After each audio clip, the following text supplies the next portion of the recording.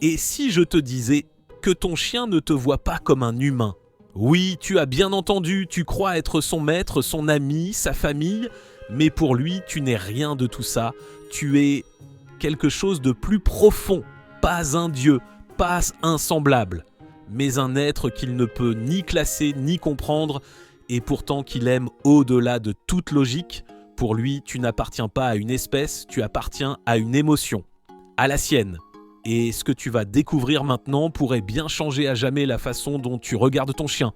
Tu penses qu'il te comprend comme un humain, que dans sa tête tu es son protecteur, son chef, son repère, mais la vérité est plus étrange et infiniment plus belle.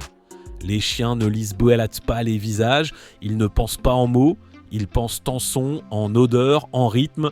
Quand ils pensent à toi, ils ne voient pas ton visage, il sent ton parfum, il entend ton souffle, il ressent ton énergie.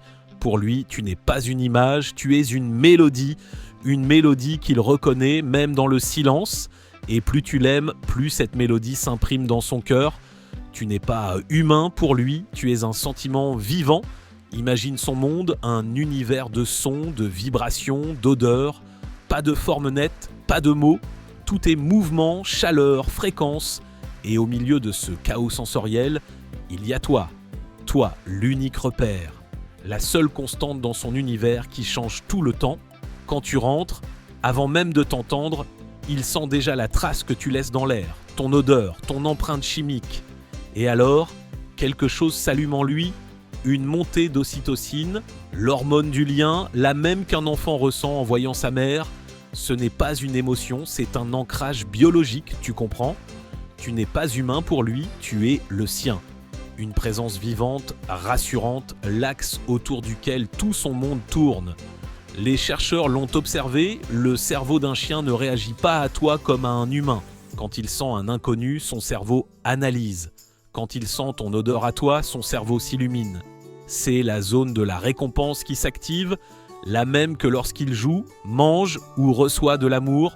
Autrement dit, tu es sa récompense vivante, tu es la preuve que le monde est sûr. Et ce qu'il ne comprend pas, ce sont tes silences, tes absences, tes portes qui se ferment. Tu dis « je reviens », mais pour lui, ces mots n'existent pas. Le temps n'existe pas. Chaque minute sans toi est une éternité sans repère. Alors quand tu rentres, ce n'est pas de la simple joie. C'est une explosion hormonale, un retour à l'équilibre, un corps qui retrouve sa moitié. Et quand tu cries, quand tu le rejettes, tu ne brises pas une confiance, tu brises son monde. Parce que dans sa tête, toi et lui ne faites qu'un, deux battements dans un seul cœur.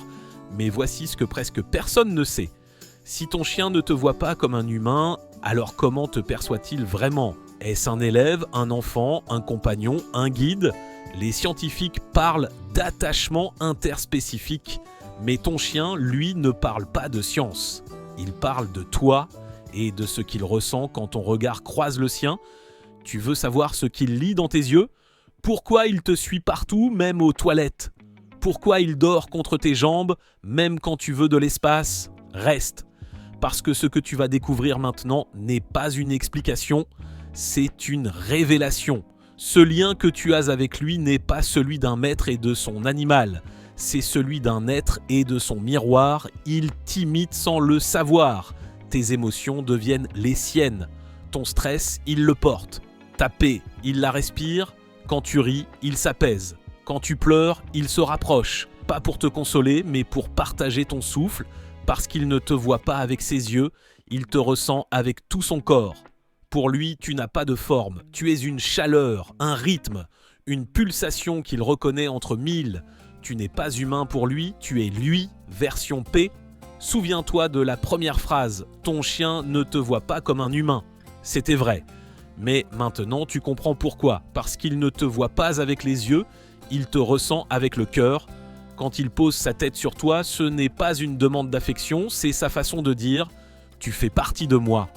Et quand tu sors, il ne comprend pas l'absence. Il croit avoir perdu un morceau de lui-même. Alors, chaque fois que tu rentres, rappelle-lui qu'il n'a jamais eu tort. Dis-lui sans mots « je suis là, toujours ». Parce qu'aimer un chien, ce n'est pas le traiter comme un humain, c'est accepter de devenir pour lui le centre de son monde. Et si tu veux comprendre encore mieux ce langage silencieux qui relie ton cœur au sien, abonne-toi.